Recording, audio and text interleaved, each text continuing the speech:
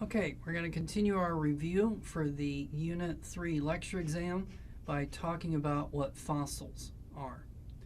So in your textbook, this is going to correspond to Interlude E.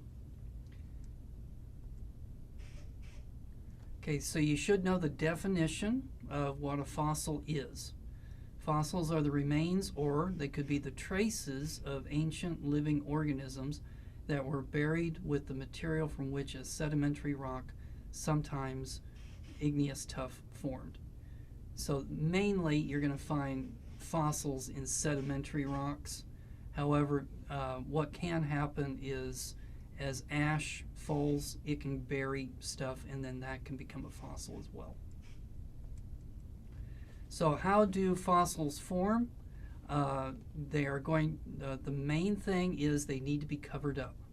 So when an organism dies, it immediately needs to be covered up so that oxygen can't get to it, because oxygen makes things decompose and breaks it down. So it needs to be covered up by sand or water or something so that oxygen can't get to it. However, the vast majority of the fossils that we find are shelled organisms that come from the ocean. So we don't tend to find a lot of like mammal fossils, for example. And so most organisms are not turned into fossils because they don't get covered up fast enough. And so they're eaten or they decompose. Another thing is the vast majority of fossils that we find are shells, because shells don't break down very easily because they're hard materials.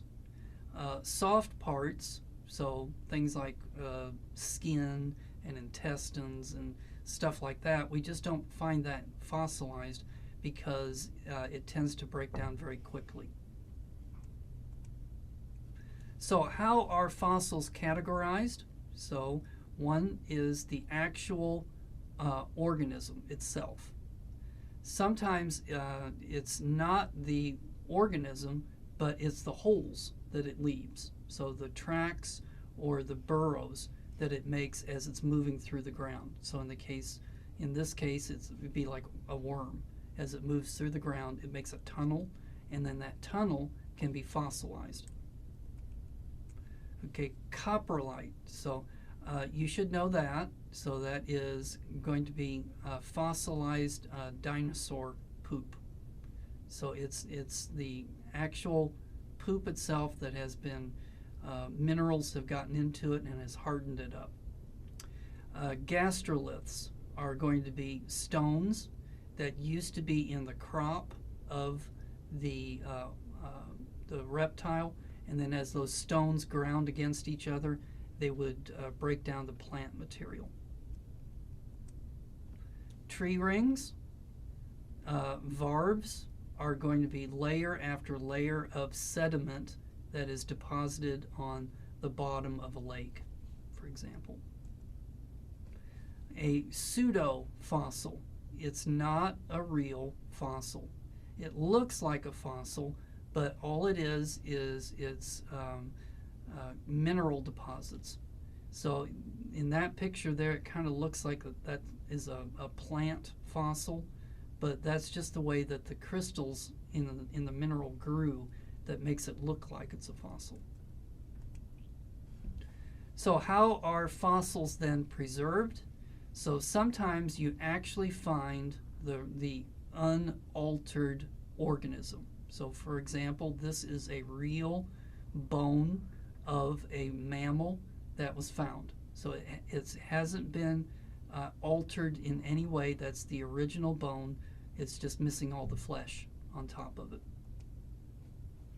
Okay, but sometimes the organism is going to be altered chemically. And so one method is permineralization, and so that is going to be when silica replaces the organic materials with silica so that you end up with something that looks exactly like the original organism, but it's made out of silica. Sometimes it can be replaced by a different material. For example, rust can replace the original organic material. Sometimes it can, the original material could have been made of the mineral aragonite, which is made of calcium carbonate, but then it restructures its atomic order and turns into calcite, which is still calcium carbonate. It's still the same mineral, but it has a different atomic structure to it. Sometimes all that's left is the carbon that used to be in the organism. So if you take leaves and you squeeze them together, all the water and other organic materials are squeezed out, and all that's left is the imprint of the original leaf in carbon. Okay, then you can also have molds. So internal and external molds. So it's not the original organism, but it's a mold of the original organism. Sometimes the mold can fill up with material and then harden, and then you get a cast. So that's a cast of what the original organism used to look like. Okay, sometimes an organism can freeze to death, and then in the process of freezing, it preserves it. Sometimes it can dry out and all of its water can leave, and then you're left with the original organism minus all that water. Sometimes the original organism can get covered up by amber or tar, and then you can still see the original organism. All right, how is life organized? Don't worry about this. Okay, not going to be on the exam, so don't worry about what a domain or a kingdom or superphylum is. Okay, what are some typical fossils? Don't worry about this either. So later, when we talk about the origin of life on Earth, we'll go over some of these different kinds of fossils. So again, do not worry about this being on the exam. But you should have an idea for what is natural selection and evolution.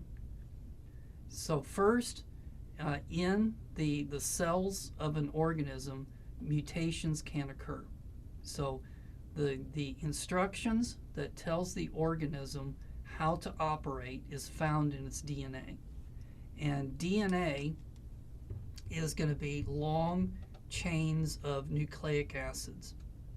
And then those nucleic acids can be copied, and then the copy of it then can be turned into more can be turned into amino acids that can fold together to make proteins, which makes the organism work. But the point is, sometimes this chain of nucleic acids, this DNA, can mutate, meaning that one of these things can turn into something else, can turn into a different nucleic acid. And when that happens, we say that this DNA has mutated. Now, most of the time, that mutation is not going to be good for the organism. Sometimes if it means that this thing, once it gets copied, it doesn't fold correctly, then it's not a good protein anymore, and that could kill the organism. So it's very rare that a mutation actually is going to be beneficial to the organism. And these mutations can occur because of radiation. So X-rays, gamma rays coming in can mutate DNA. If you in the environment, if there are certain chemicals, those chemicals can also alter the DNA. Sometimes it just occurs randomly, and so a random mutation occurs. Something in the process of copying the DNA, it was copied incorrectly, and that caused the mutation. So If this mutation occurs in either the eggs or sperm, then that mutation will be passed on to the next generation. And that next generation could be different in some kind of a way.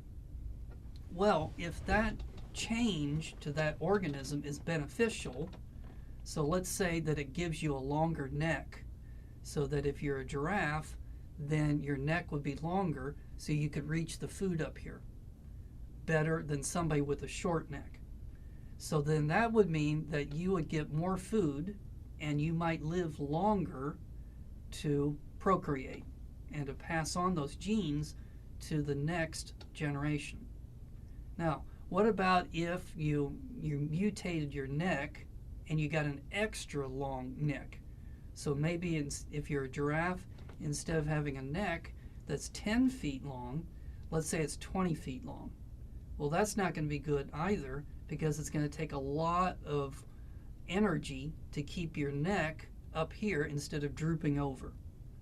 So sometimes a mutation is, even though you might think it's beneficial, it's not.